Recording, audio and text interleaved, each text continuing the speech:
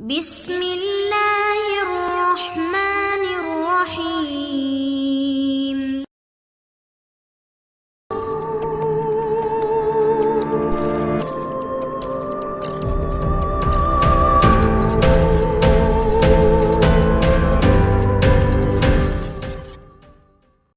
السلام علیکم دوستو، Imran series novel ghost island by Safdar Shaheen. اگر آپ نے ابھی تک ہمارے چینل جاسوسی دنیا کو سبسکرائب نہیں کیا تو سبسکرائب کریں اور بیل آئیکن پر کلک کیجیے۔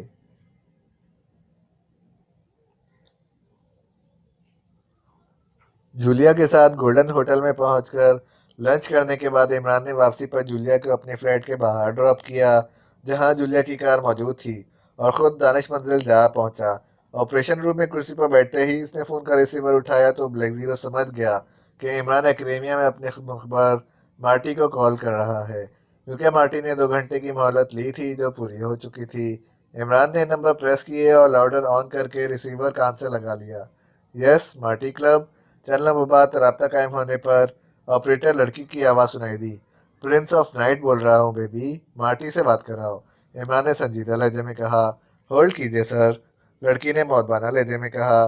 ہیلو پرنس، مارٹی بول رہا ہوں۔ چند سیکنڈ بعد دوسری طرف سے آواز آئی۔ بولنے کی ضرورت نہیں ہے، بس شروع ہو جاؤ۔ سر، بلیک مون ایجنسی کا چیف FBI کا سابق سربراہ کرنل ہوگن ہے۔ کرنل ہوگن ایکریمین وزیر داخلہ اور سیکریٹری داخلہ وائسن نسلاً یہودی ہیں۔ کرنل ہوگن کے حکم پر اس کے چند ماتحتوں نے ولنگٹن سے کافی دور بحر اوقیانوس شمالی کے ایک غیر آباد جزیرے کے جنگل میں کوئی عمارت تعمیر کرائی ہے۔ وہ نامعلوم جزیرہ بالٹیمور سے آگے چارلسن کی بندرگاہ سے تقریباً 100 کلومیٹر کے فاصلے پر ہے۔ عمارت کے لیے تعمیراتی سامان بالٹیمور سے چارٹرڈ شپ کے ذریعے جزیرے پر منتقل کیا جا رہا ہے۔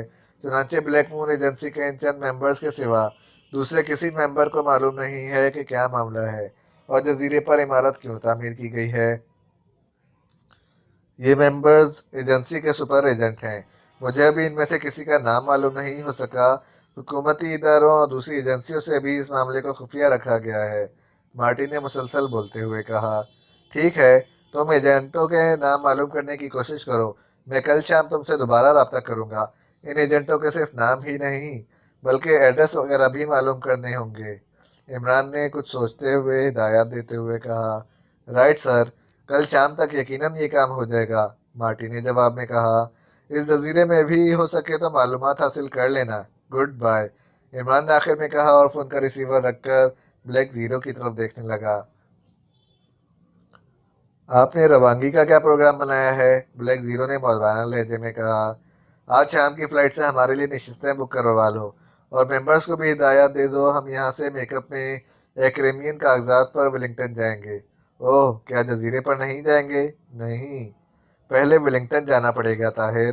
جزیرے کے بارے میں معلومات حاصل کیے بغیر ڈائریکٹ جزیرے پر جانا اندھیرے میں تیر چلانے کے مترادف ہوگا۔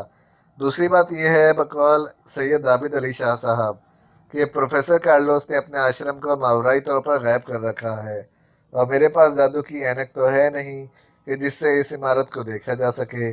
یہ بھی معلوم نہیں کہ وہاں صرف پروفیسر کارلوس رہتا ہے یا بلیک مون ایجنسی کے ممبرز بھی موجود ہیں۔ عمران نے مسکراتے ہوئے کہا۔ ولنگٹن میں آپ کو مزاحمت کا سامنا کرنا پڑے گا، لازمی بات ہے۔ پروفیسر کارلوس بلیک مون ایجنسی کو ہمارے ولنگٹن میں موجودگی سے باخبر کرے گا اور ایجنسی ہمیں گرفت میں لینے کی کوشش کرے گی۔ بہرحال تم فکر مت کرو، وہاں پہنچ کر اونٹ جس کروٹ بیٹھا اس کے مطابق قدم اٹھایا جائے گا۔ عمران نے سر ہلاتے ہوئے کہا۔ تو کیا سفر کے دوران سنکھا ہولی کی روح آپ کو پریشان نہیں کرے گی؟ دیکھا جائے گا۔ ارے ہاں، وہ میری غیر موجودگی میں میرے فلیٹ میں گئی تھی، عمران نے ایک دم چونکتے ہوئے کہا۔ کون، سنکھا ہولی؟ سنکھا ہولی اور جولیا بھی؟ میں فلیٹ میں پہنچا تو جولیا سٹنگ روم میں چھپی ہوئی خوف سے کانپ رہی تھی، عمران نے مسکراتے ہوئے کہا اور سلیمان سے سنی ہوئی تفصیل اسے بتانے لگا۔ واقعہ سن کر بلیک زیرو کو حیرت ہوئی۔ عجیب بات ہے، وہ بدرو سلیمان سے اتنی دیر باتیں کرتی رہی لیکن جولیا کی آمد پر چلی گئی۔ مجھے بھی حیرت ہوئی تھی، لیکن ہو سکتا ہے وہ جولیا سے جیلس ہو گئی ہو، عمران نے مسکرا کر کہا۔ کیوں؟ जूलिया से एक रूह कैसे हसद कर सकती है। यकीनन संखाओली को ख्याल आया होगा कि एक नियम में दो तलवारें और एक फ्लेट में दो रूहें नहीं रह सकती, या फिर वो जूलिया की खूबसूरती से जल गई होगी। जूलिया जिंदा सही, लेकिन इसके जिस्म में रूह तो है ना, इमरान ने मजाहिया अंदाज में कहा। तो ब्लैक जीरो बेसाख्ता मुस्कुराने लगा। मेरा ख्याल है सैयद आबिद अली शाह का ये कहना बिल्कुल दुरुस्त है कि फ़िलहाल संखाहोली की रूह को आपके सिवा किसी से गर्ज नहीं है।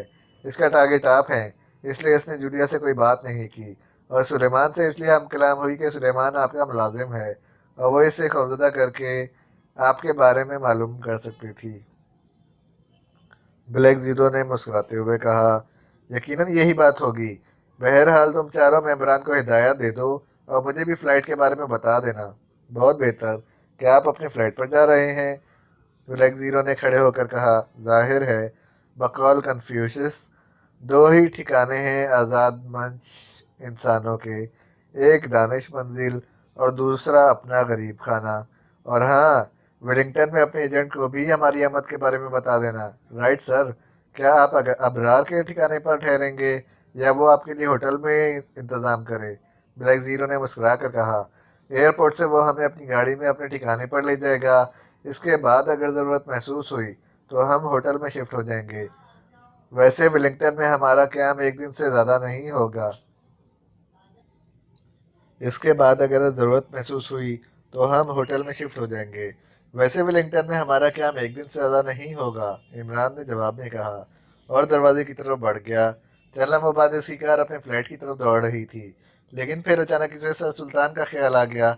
अगरचे मौजूदा मुहिम सरकारी नहीं थी, इसके बावजूद सर सुल्तान को मुतल्ला कर देना ज़रूरी था, ताकि इसकी गैर मौजूदगी में सर सुल्तान को किसी वक्त इसकी ज़रूरत पड़े तो इन्हें परेशानी ना हो। चुनांचे एक चौराहे से इसने कार सर सुल्तान के ऑफिस की तरफ मोड़ दी। चंद मिनट बाद वो सर सुल्तान के ऑफिस रूम में बैठा इनकी खैरियत दरियाफ्त कर रहा था, और सर सुल्तान हैरत से इसे देख रहे थे। और सुनाइए, आंटी कैसी हैं? इनकी सेहत तो ठीक है ना? इरमान मुसलसल बात कर रहा था। अल्लाह की मेहरबानी से वो दुरुस्त है बेटे। कैसे आना हुआ? सर सुल्तान ने कहा, बस यूं ही बैठे बैठाए ख्याल आया कि काफ़ी दिनों से आपसे रब्ता नहीं हुआ, आपकी खैरियत मालूम कर लूँ। ओह, मेरा ख्याल है परसों फ़ोन पर बात हो गई थी।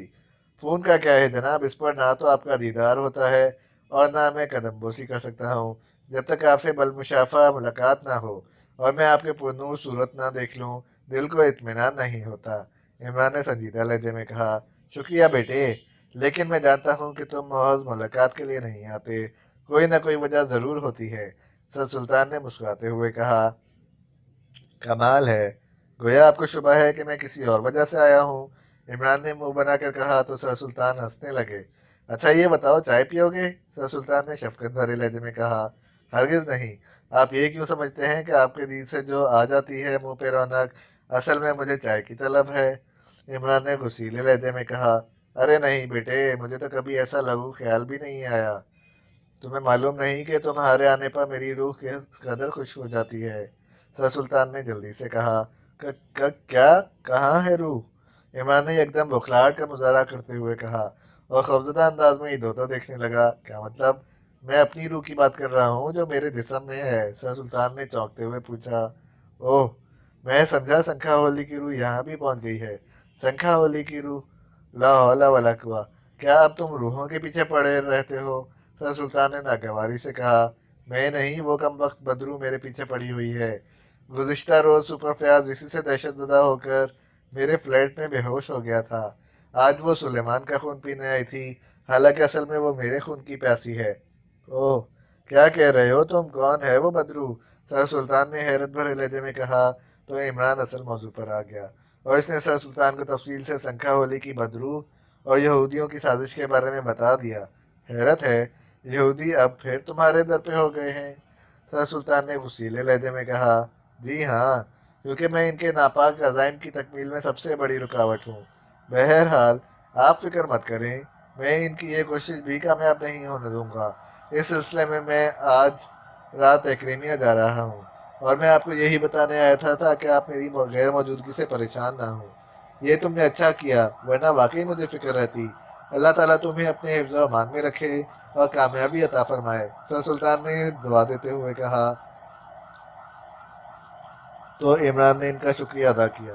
اجازت دیجیے، کوئی کام ہو تو دانش منزل فون کر لیجیے گا، میں صرف 4 ممبرس کو لے کر جا رہا ہوں، باقی سب یہاں موجود ہیں، عمران نے کرسی سے اٹھتے ہوئے کہا اور سلام کر کے دروازے کی طرف بڑھتا چلا گیا۔ بلیک مون ایجنسی کا چیف کرنل ہوگن اپنے شاندار آفس روم میں بیٹھا سگار کے کش لیتا ہوا اپنے سامنے میز پر رکھی ہوئی ایک فائل دیکھ رہا تھا کہ اچانک ٹیلی فون کی گھنٹی بج اٹھی تو کرنل ہوگن نے ہاتھ بڑھا کر ریسیور اٹھا لیا۔ Yes colonel Hogan from this and, اس نے مخصوص لہجے میں کہا۔ کلارک بول رہا ہوں چیف۔ یس کلارک، کیا پوزیشن ہے؟ چیف میرا کام مکمل ہو چکا ہے، پروفیسر کارلوس کے آشرم کے تمام کمروں میں ایئر کنڈیشنرز نصب کر دیے گئے ہیں، کلارک نے جواب میں کہا۔ گڈ، یہ آخری کام تھا، اس لیے اب تم واپس آ جاؤ، اوکے، کرنل ہوگن نے کہا اور فون کا ریسیور رکھ دیا۔ لیکن اسی لمحے سرخ فون کی گھنٹی بج اٹھی تو کرنل ہوگن چونک پڑا، دوسرے ہی لمحے اس نے ریسیور اٹھا لیا۔ Yes colonel Hogan from this end, colonel Hogan نے سخت لہجے میں کہا۔ کرنل ڈیوڈ بول رہا ہوں، جیوش ایگلز ایجنسی سے۔ دوسری طرف سے اسرائیلی خفیہ ایجنسی کے چیف کی آواز آئی تو کرنل ہوگن سمجھ گیا کہ کرنل ڈیوڈ پروفیسر کارلوس کے بارے میں بات کرے گا، کیونکہ اسرائیلی حکومت نے پاکستان سیکرٹ سروس کو ختم کرنے کی جیوش ایگلز ایجنسی کو ذمہ داری سونپی تھی، اور ایجنسی کے چیف کرنل ڈیوڈ نے اس سلسلے میں ایکریمین وزیر داخلہ سے رابطہ قائم کر کے اس سے درخواست کی تھی کہ وہ اس معاملے میں ان کی مدد کرے، کیونکہ اگر اس پلان پر اسرائیلی ایجنٹوں کے ذریعے کارروائی کی گئی تو ممکن ہے کہ پاکستانی سیکرٹ سروس جوابی اقدام کے لیے اسرائیل پہنچ جائے اور اسرائیل کے ایٹمی اور دفاعی پروجیکٹس کو تباہ کر ڈالے۔ چنانچہ کرنل ڈیوڈ کی خواہش پر ایکریمین وزیر داخلہ نے بلیک مون ایجنسی کو یہ مشن سونپ دیا تھا۔ یس کرنل ڈیوڈ، حکم فرمائیے، کرنل ہوگن نے دوستانہ لہجے میں کہا۔ آپ کے سیکرٹری داخلہ سے میں نے چند لمحے پہلے بات کی تھی، انہوں نے بتایا کہ مشن کے بارے میں آپ ہی جواب دے سکیں گے کیونکہ اس مشن پر آپ کی ایجنسی کام کر رہی ہے۔ یس یہ درست ہے کرنل ڈیوڈ، آپ کیا معلوم کرنا چاہتے ہیں؟ مجھے چند دن پہلے مسٹر والٹن نے بتایا تھا کہ مشن کی تکمیل کے لیے ایک فلپائنی ماہر عملیات پروفیسر کارلوس کی خدمات حاصل کی گئی ہیں، اور پروفیسر کارلوس اپنی تابع ماورائی طاقتوں کے ذریعے پاکستان سیکرٹ سروس کے چیف ایکسٹو اور علی عمران کو گرفتار کرے گا۔ لیکن ابھی پروفیسر کے لیے کریمیا کے کسی جنگل میں آشرم تعمیر کیا جا رہا ہے، جیسے ہی آشرم تعمیر ہوگا پروفیسر کارلوس اپنا کام شروع کر دے گا۔ گزشتہ روز مجھے بتایا گیا کہ پروفیسر نے اپنے آشرم میں کام شروع کر دیا ہے، میں جاننا چاہتا ہوں کہ پروفیسر کارلوس کب تک اپنی کوشش میں کامیاب ہو سکے گا۔ پروفیسر کارلوس نے اپنی غلام روحوں کو پاکستان بھیج دیا ہے کرنل ڈیوڈ، سنکھا ہولی کی روح نے علی عمران کو ٹریس کر لیا ہے لیکن ایکسٹو تک نہیں پہنچ سکی، جب وہ ایکسٹو کو ٹریس کر لے گی تو دونوں کو پکڑ کر پلک جھپکتے میں یہاں لے آئے گی اور ہم ان دونوں کو فوری طور پر تل ابیب پہنچانے کی کوشش کریں گے، کرنل ہوگن نے جواب دیتے ہوئے کہا۔ او، اس کا مطلب ہے آج مشن مکمل ہو جائے گا؟ یس، لیکن میں حتمی طور پر نہیں کہہ سکتا کہ آج ہی ایکسٹو اور عمران یہاں پہنچ جائیں گے۔ بقول پروفیسر، مشن کی تکمیل میں دیر ہو سکتی ہے لیکن 1 ہفتہ سے زیادہ نہیں۔ کیا آپ کو یقین ہے کہ پروفیسر 1 ہفتہ میں کامیاب ہو جائیں گے؟ یس، پروفیسر کا وعدہ ہے کہ اگر وہ 1 ہفتے میں ان دونوں کو پکڑ کر ہمارے حوالے نہ کر سکا تو وہ خودکشی کر لے گا۔ پروفیسر کے اس دعوے سے اندازہ ہوتا ہے کہ اسے اپنی ماورائی صلاحیتوں اور غلام طاقتوں پر کتنا اعتماد ہے، کرنل ہوگن نے پر یقین لہجے میں کہا۔ آل رائٹ کرنل ہوگن، مجھے آپ کی ذہانت پر بھروسہ ہے کہ آئندہ چند دنوں میں ایکریمیا اور اسرائیل کے سب سے بڑے اور بدترین دشمن عمران اور ایکسٹو ہماری گرفت میں ہوں گے۔ گڈ بائے، کرنل ہوگن نے آخر میں کہا اور اس کے ساتھ ہی رابطہ ختم ہو گیا تو کرنل ہوگن نے ریسیور رکھا اور نیا سرگار سلگا کر سوچنے لگا کہ پروفیسر کارلوس نے اب تک اس مشن کے بارے میں کوئی نئی اطلاع کیوں نہیں دی، جبکہ گزشتہ روز پروفیسر نے فون پر گفتگو کے دوران بتایا تھا کہ اس نے سنکھا ہولی کو دوبارہ پاکستان بھیجا ہے اور اس کے حکم پر سنکھا ہولی اس مرتبہ ایکسٹو کا کھوج لگا کر اسے گرفت میں لے کر ہی آئے گی۔ ابھی کرنل ہوگن اس نقطے پر غور کر ہی رہا تھا کہ اچانک اس کے سیٹلائٹ فون کی گھنٹی بج اٹھی تو اس نے میز کی دراز سے بیتار فون سیٹ نکالا اور آن کر کے کان سے لگا لیا۔ Yes colonel Hogan from this end, professor Carlos بول رہا ہوں کرنل ہوگن۔ یس پروفیسر، میں ابھی آپ کو ہی یاد کر رہا تھا، شکریہ۔ کیا آپ بتا سکتے ہیں کہ ایکسٹو پاکستان میں کہاں رہتا ہے؟ نہیں پروفیسر، एक्सटो का एड्रेस हमारे पास नहीं है। सिर्फ हम ही नहीं, दुनिया में किसी शख्स या किसी खुफिया इदारे तक को आज तक मालूम नहीं हो सका कि एक्सटो का ठिकाना या इसका हेडक्वार्टर कहाँ है। सिवाय अली इमरान और पाकिस्तान की सीक्रेट सर्विस के मेंबर्स के कोई एक्सटो के एड्रेस से वाकिफ नहीं है। कर्नल होगन ने जवाब में कहा, पाक एशिया सीक्रेट सर्विस के मेंबर्स के नाम तो आपके रिकॉर्ड में मौजूद होंगे। सॉरी, हमारे रिकॉर्ड में इमरान के सिवा किसी मेंबर का एड्रेस या इसका नाम नहीं है। इसी वजह से तो संखा अली को इस काम में दुश्वारी पेश आ रही है। ओह, मैं समझा नहीं प्रोफेसर कार्लोस। मसला ये है कर्नल होगन के अरवा और दूसरी मावराई मखलूक़ात फितरी तौर पर दूसरी अरवा, चाहे वो जिंदा जिस्म में हो या जिस्म से बाहर, वो इन्हें इनके असल नाम से पहचानती है। और असल नाम वही होता है जो इंसान की पैदाइश के बाद इसके लिए तजवीज़ किया जाता है, जैसा कि आपका नाम है। अब मैं किसी गुलाम रूह को आपके पास जाने का हुक्म दूँ और किसी किस्म की निशानी या एड्रेस बताने की बजाय सिर्फ आपका नाम बताऊँ, तो वो फ़ौरन आपके पास पहुँच जाएगी। लेकिन आपका असल नाम रूह को ना बताया जाए तो वो आपको किसी तरह भी नहीं पहचान सकेगी और ना आपके पास पहुँच सकेगी। एक्सटो का भी यही मामला है, क्योंकि एक्सटो असल नाम नहीं है और ना ही दुनिया की किसी भी ज़बान में किसी ज़ीरो का ये नाम है। इसीलिए संख्याहोली कोशिश के बावजूद एक्सटो तक नहीं पहुंच सकी। यकीनी तौर पर एक्सटो का असल नाम कुछ और है। ये इसका फर्जी नाम या इसकी शख्सियत का मखसूस सिंबल है जिससे इसे पहचाना जाता है। चुनांचे संख्याहोली की कामयाबी के लिए इसे एक्सटो का असल नाम बताना ज़रूरी है। प्रोफेसर कार्लोस ने मुसलसल बात करते हुए कहा, यह तो वाकई मसला है। एक्सटो का असल नाम किसी से मालूम किया जा सकता है, ये तो हमें भी मालूम नहीं, जबकि सारी दुनिया में वो इसी नाम से मशहूर है और कोई नहीं जानता कि एक्स2 फर्जी नाम है या सिंबल है। कर्नल होगन ने परेशान लहजे में कहा, हो सकता है एक्स2 के किसी मेंबर को इसका असल नाम मालूम हो। चुनांचे आप सीक्रेट सर्विस के किसी मेंबर का नाम बताएं ताकि संख्याहोली इस मेंबर से एक्स2 का असल नाम मालूम करके इसे गिरफ्त में ले सके।